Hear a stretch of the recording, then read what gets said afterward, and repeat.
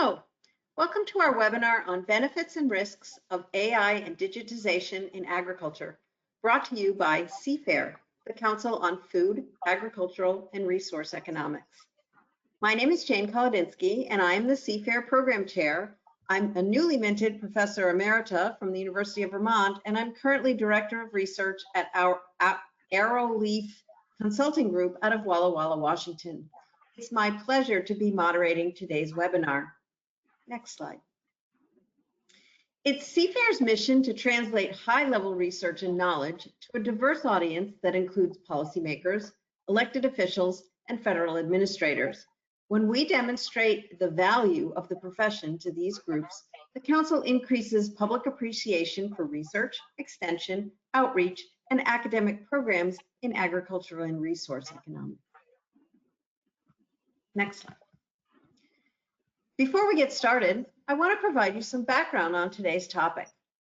The National Institute for Food and Agriculture, that's NIFA, of USDA highlights the many promises of AI and digitization in agriculture.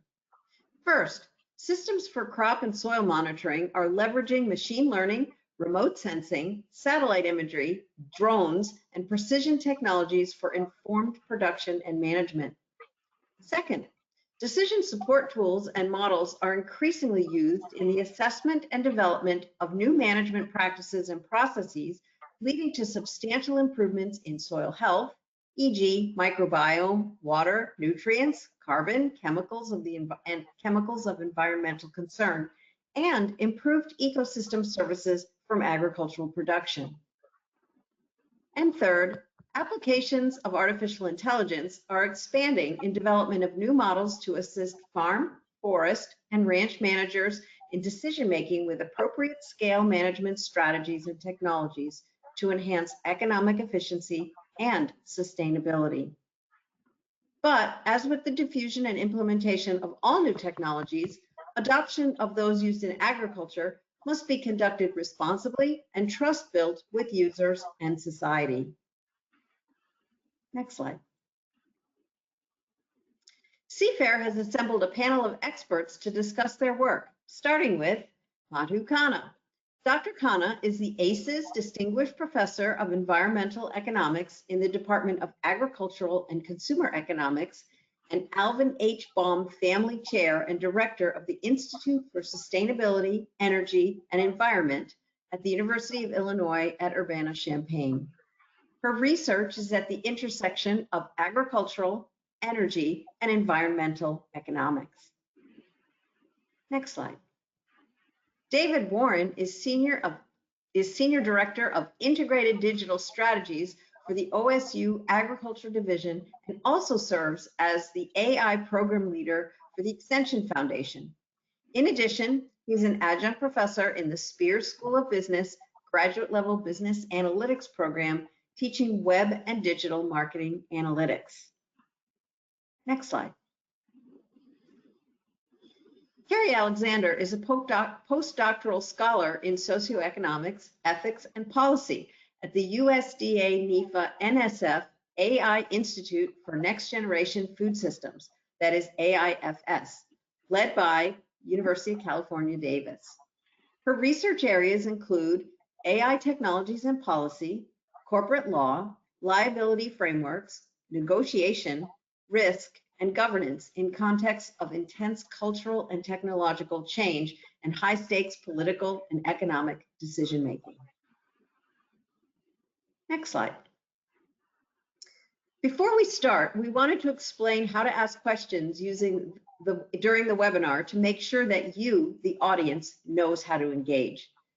During the webinar, you can put questions to one or all of the speakers by typing it into the box on the control display, accessed by clicking on the question drop-down menu. As you can see in this slide, it all sounds very complicated, and sending it to the organizer. That would be me.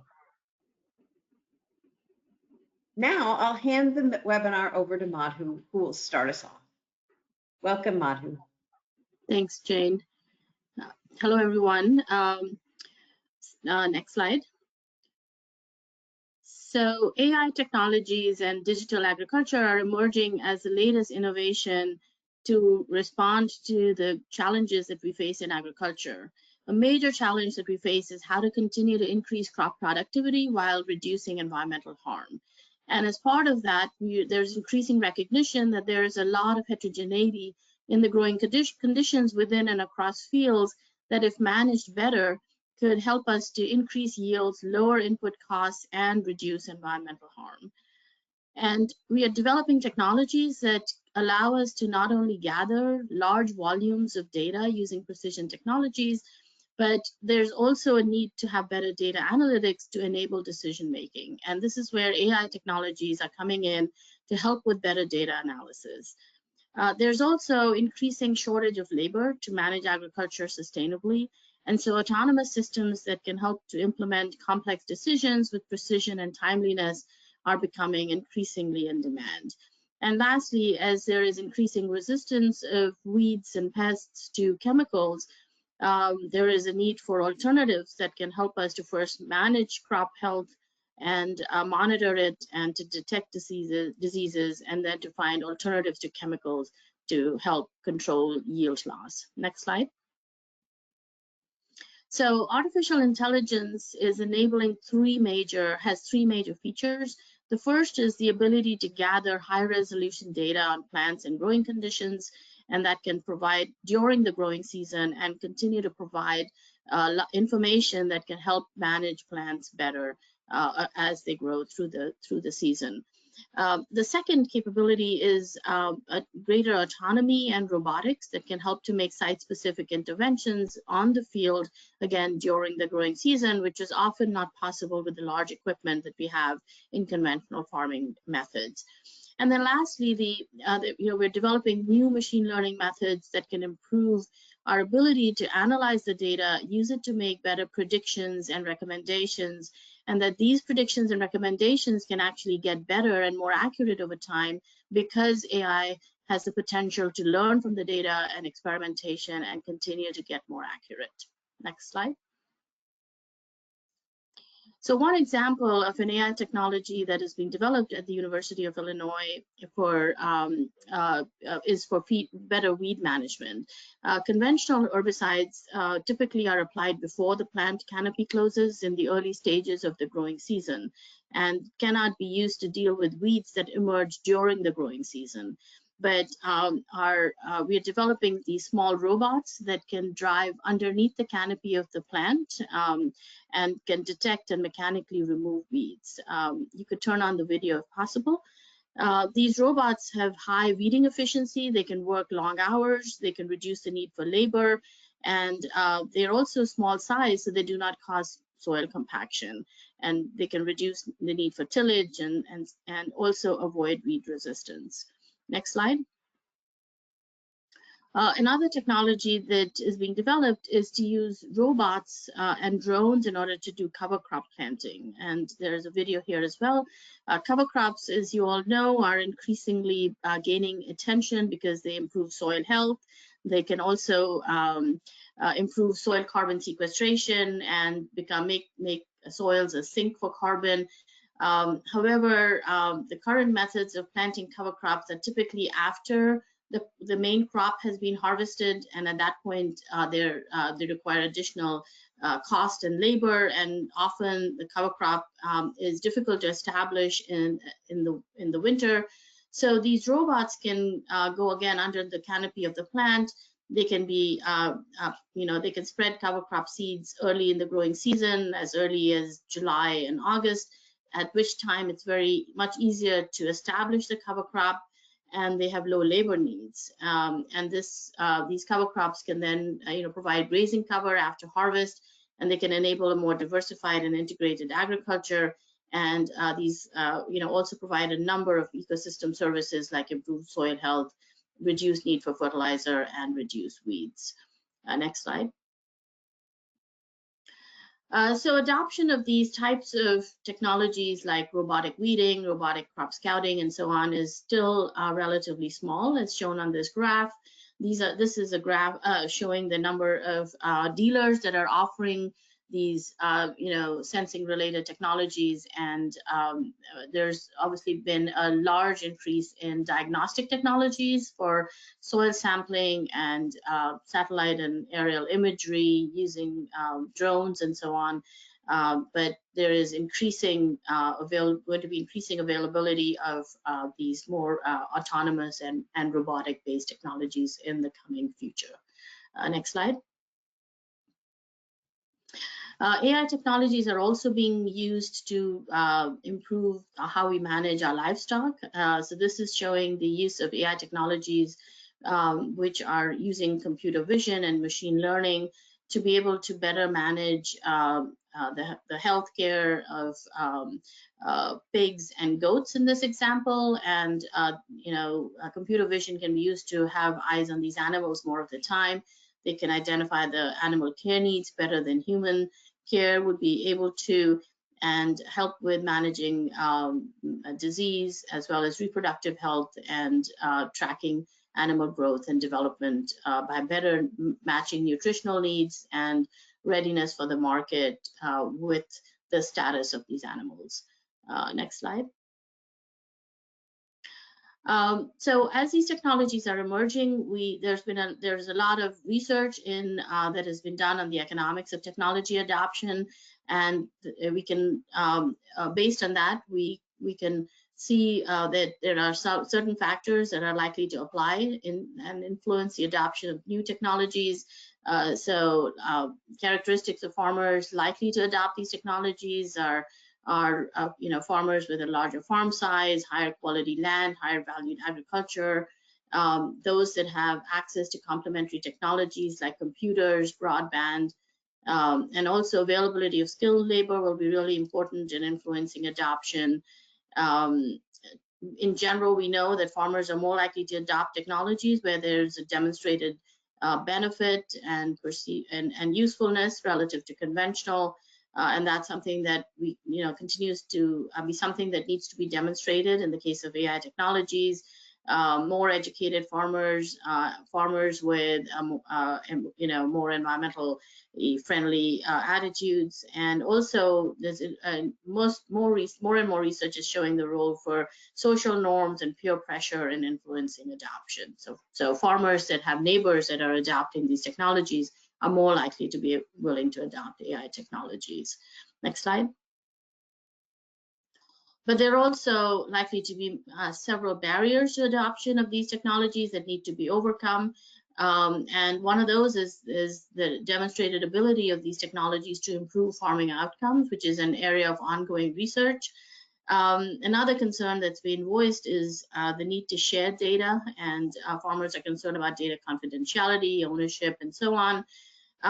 Farmers are also likely to be concerned because they lose control on farm management decisions, because now control is being allocated to a machine, and often this technology can be viewed as a black box. So aversion to having robots make decisions on the farm can prevent adoption. And of course, access to technical assistance is going to be really important. Next slide. So in general, there's a tremendous potential in the future for artificial intelligence to bring value to agriculture. And while we're only at the beginning of this process using farm sensors, precision farming, and so on, but in the future, there is a huge potential for these technologies to reduce the need for human decision making, and also in that process reduce uncertainty in agricultural operations, improve predictability, efficiency, and crop health. A new technology that is related to this that is emerging is the use of digital twins, which can map out and provide a digital version of what's happening on the farm, so that it allows better functioning of the farm and better interventions that are more effective. And lastly, it'll enable supply chain sustainability and traceability from the field to the consumer. So I'll stop with that. Thanks, Jade. Thank you, Dr. Khanna. Very interesting and complicated presentation. Now I'd like to remind everyone to please send questions to the organizer using the question drop-down menu. Those questions are really starting to come in. We'll address them at the end of the webinar. Next, we'll be hearing from David. Welcome, David. Thank you, Jane. Good morning, and next slide, please. I'm happy to be here on behalf of the Extension Foundation to talk about a project we've been working on for a few years now that we're calling Extension Bot. It's a AI-powered chatbot coupled with a data gathering and a database service where we're pulling data together from all the various Extension Foundation, or excuse me, all the extension services across the country. And it's funded by NIFA grant, and we're working together with our land-grant university partners and an AI development company. We are governed by an advisory board composed of some key members of this project, and it's designed for extension educators as well as the public and in particular ag producers to use. We are up to about 25 universities, or excuse me, extension services that have contributed data thus far, and up to about 370,000 documents or pages of information that are within our repository that are specific to extension services. We are live currently on the Oklahoma State, Oregon State, Florida sites, as well as a few others which may not be fully public yet. So we don't charge anything because it's paid for by a grant, so all extension services can participate for free. And our budget this past year was $180,000. So we're doing quite a lot with not a whole lot of money thus far. So next slide, please. As I mentioned, our our audiences and our use cases are first of all to augment extension educators as well as volunteers, because in a lot of states, volunteers such as master gardeners interact with the public a lot on behalf of extension. So giving them a tool that will pull together all the content, all the fact sheets and other information from all the extension services across the country, and then localize that is highly beneficial. We also now in our next phase where we're making that same functionality available to the public and including our third use case, which is ag producers. Ag producers, supporting them is a little more complex because there's some, they ask a lot of deterministic questions such as fertilization rates or application rates for pesticides, that sort of thing, which are a little complex for some of the current AI tools, large language models to handle, but we've made some progress there. Next slide. Yeah, so our goal is to deliver trustworthy answers and have those answers available on demand. So right now, if you interact with extension services, you typically, you can call, you can send an email, or actually stop by and visit a extension office in most counties across the country. However, we know that most people actually get their answers on their phone, typically by going to Google or another service. This is essentially a way to provide fact-based information, research-based information live to people wherever they're at, which would be on their phones most typically. So we're doing it with, as I mentioned, a shared fact-based data set. So only content from extension services as well as USDA is in our repository. Our goal is to leverage the expertise of all 112 extension services, and we should hit 30 of those that have contributed here within the next month or so. And a key of this project is localization, because we know that especially ag production is very local, local environment, local issues with the weather, environment, soil conditions, that sort of thing. So that's going to be a key part of developing this project is localization. And in the end, what we're trying to do is to make that research-based information much easier to find and to use. So next slide. So here's, you can see a screenshot here on the right of Oklahoma State's version of Extension Bot, their interface, which you can see live on the website right now. And on the left, you can see they're asking the same question of ChatGPT. And you can see a lot of similarities in the answer, but on the right, our key differences are: one, we cite all of our sources and we link to those sources. And those sources are only extension services. So the answers are trustworthy. Or let's say very trustworthy as compared to unknown sources. We also localize that content. You can see on the right, the answer is focused on Oklahoma in this case. It also reflects other extension knowledge, because we're in our answer from Extension Bot, we're suggesting that the person get a soil test.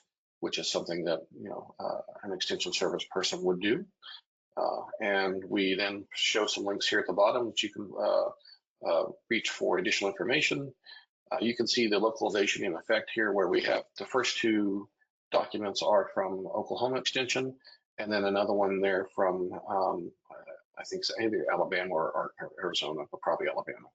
So we also ask a follow-up question. So we actually offer a question to help people dig deeper into this topic. So next slide, please. And another comparison, just to highlight the localization, is this is the same functionality live in Oklahoma versus Florida. But in Oklahoma, I just showed this example with the sort of localization dial turned way up, where we're able, while we have 370,000 publications in our database or pieces of information, in this case, we're only answering this particular question and showing a reference to an Oklahoma document. This other example here is the same question asked from the Florida's version of Extension Bot, but in this case, they did not have that localization dial turned way up. It was only slightly turned up. So you can see answers there, or at least the answers are stemming from documents coming from Clemson, from North Carolina State, from Oklahoma State, from Florida as well there. So just to indicate how we can make adjustments to be more or less local as needed. And next slide, please. And just to mention a little further regarding the problem we're trying to solve here is that extension personnel, extension experts have been writing and developing great information for the public in all states and territories for over 100 years. And we're trying to pull that together in a way that is easy to use and easy to find. And right now, they're often not easy to use and find. And you can contact me at the information below. Thank you. Thank you, David. So we heard from Madhu Khanna, who talked about the use of AI and digitization in production. We heard from David, who talked about what land grants are really supposed to do, which is translate evidence-based information and research to the general public. And I especially appreciated, David, that you said it's trustworthy. In other words, the information on the extension bot is cited and those citations are available. It's not just somebody said it. And our next presenter will be Carrie Alexander, who's going to bring up the rear and really talk about ethical issues and challenges of using AI and digitization in food system, in the food system. So welcome, Carrie. Thank you, Jane. Yes, I am going to talk about trust and about ethics and about the interviews I've been able to do, as well as focus groups and surveys with mostly agricultural and food producers in California, but other places across the nation. So I will get started. Next slide, please. And if you want, you can just go ahead. This is just a brief overview of what I'll be covering. I'm going to talk a little bit about the pacing problem in emerging technologies and law. Next slide.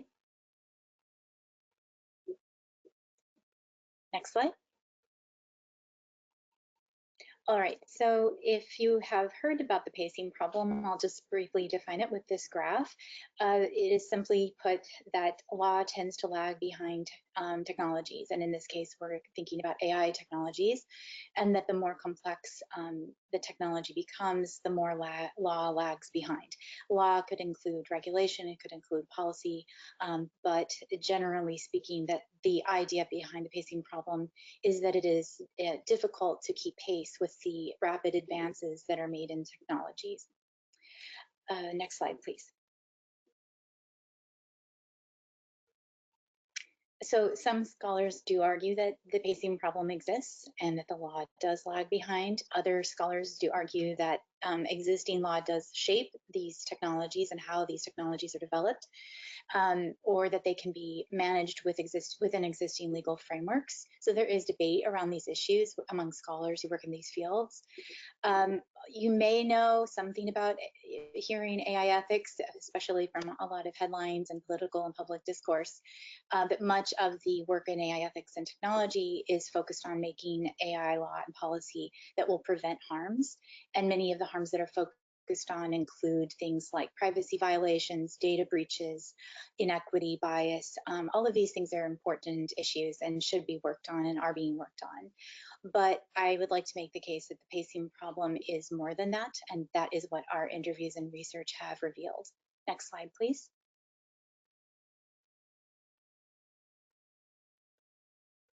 And you can advance to the next slide. All right, so as I said, I've been working for the last 3 years now, conducting interviews with various stakeholders within the food system. That has included growers, farmers here in California mostly, as well as others within the food system, food producers in other phases of the food system. That is what our institute works on. So it has given us a very broad view of some of the maybe more unexpected responses that people have been giving toward these technologies, and that is what I'd like to focus on. It's not to say that there aren't some of the barriers and challenges that have already been mentioned. I think those are all very good points to be made, but we will be focusing today on the things that have come up that are a little less known. We started our work with Mark Yarborough, who was one of the founding members of our cluster. He is a bioethicist, and his work focused on moving from a culture of compliance to a culture of trustworthiness. Because of that work, we did focus initially on asking questions about trust, trustworthy research, and trustworthy technologies. And we also asked about challenges that food producers face and also AI researchers face in their research and work in these technologies in this space. Next slide, please.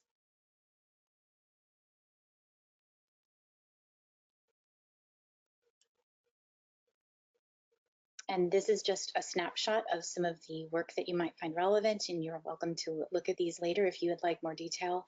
I'll continue by providing a sort of composite of some of the findings from our more recent articles, which are the bottom two. Next slide, please.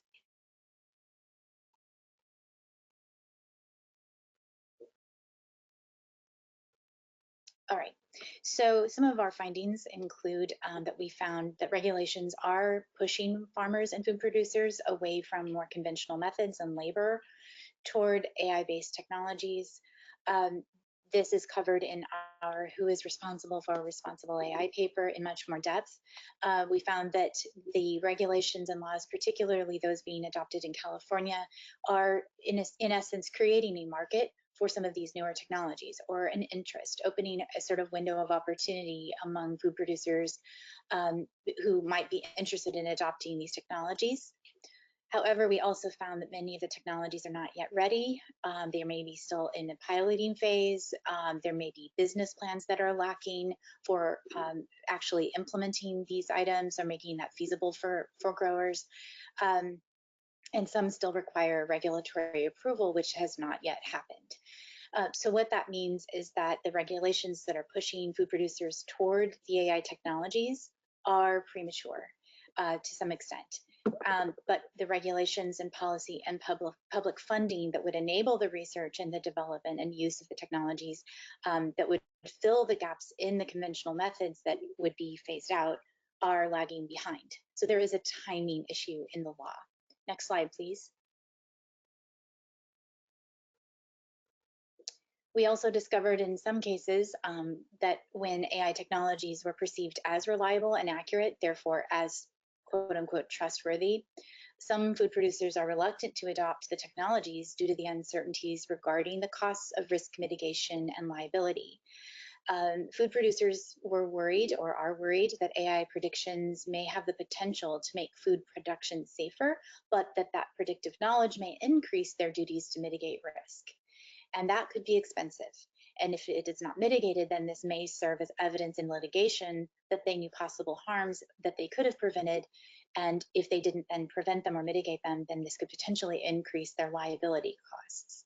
So this is quite a twist from the more typical work in AI ethics, where we push for more trustworthy technologies. In our research, we were discovering that even when the technologies are trustworthy, this actually does potentially create new problems legally, and the law is not prepared to address these. And food producers are understandably nervous about what this could mean for them, especially when there are so many unknowns about the costs that may go along with that.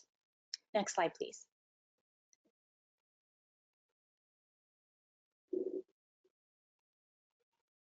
This is one of the images and the figures that we've included in our first article, Who is Responsible for Responsible AI? And you can look at this in more depth. And if you could advance to the next slide, you'll see the companion figure that goes with this one. This one shows the dysfunctional cycle of AI technology adoption.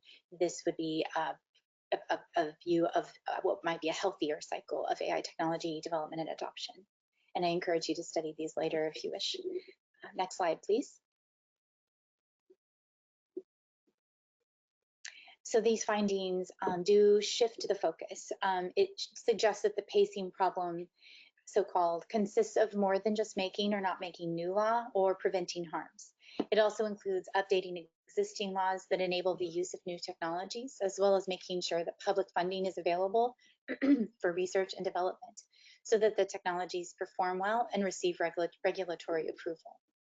If current law and legal uncertainty about liability traps food producers in old technologies or methods, how can people across the food system, government, and AI developers cooperate to make AI law and policy that sets producers free to make use of AI for everyone's benefit? Next slide, please. These are a few recommendations that we have made, and these can be found in our article called Safer Not to Know, ? If you would like to review these in more depth, you can. In this case, we suggested a potential on-ramp that would help alleviate some of these uncertainties. We also recommend an economic model that can allow courts and industry to calculate some of these liability costs. We also look at suggesting things like expiration dates on predictions.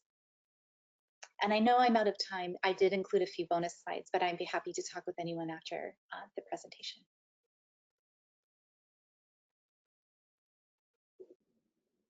Thank you. So we're going to move on to our wrapping up of the June webinar from the Council on Food, Agriculture, and Resource Economics, that's CFAIR.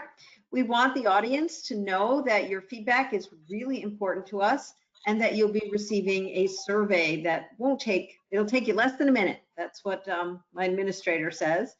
So your feedback is very useful to both tell us how we're doing and to perhaps give us some ideas for future webinars. And before we wrap up, we'd really like to encourage those of you who participated in this webinar to sign up for our newsletter, where you get more information on similar events online at cfair.org. That's CFARE.org. A recording of this webinar, and this was always a question that's in the drop-down box, is going to be made available on our website and on YouTube in the coming weeks. So if you missed a reference or you missed some information, you will be able to find that on the recorded webinar. We also have a podcast series called Get a Grip on FAIR, available on our website, Spotify, Apple, or by visiting rss.com/podcasts/keeping up with FAIR, all one word. You can also find it by searching our name. That's the Council on Food, Agriculture, and Resource Economics on any one of the platforms. And last but not least, follow us on X. We still have Twitter there. There was actually some research going on. Do you still call it Twitter or do you call it X? But you can find us at CFAIRCon. That's CFARECON. And we also encourage any and all inquiries. Contact us at information@cfair.org. And finally, a quick word of thanks to our partners. This and other CFAIR programming wouldn't be made possible without the continuing support of the Agriculture and Applied Economics Association, that's AAEA, the U.S. Department of Agriculture's National Agricultural Statistics Service, that's NASS, as well as USDA's Economic Research Service, that's ERS. And I'd love to give a big thank you to our panelists and to the audience. We're passionate about this subject, and we think you are too. And it's not any small feat to give up an hour of your time to spend it with us. So we're so happy that you did. We hope you've enjoyed this event as much as we've enjoyed hosting it. And thanks so much, and have a great rest of your day. Bye, everyone.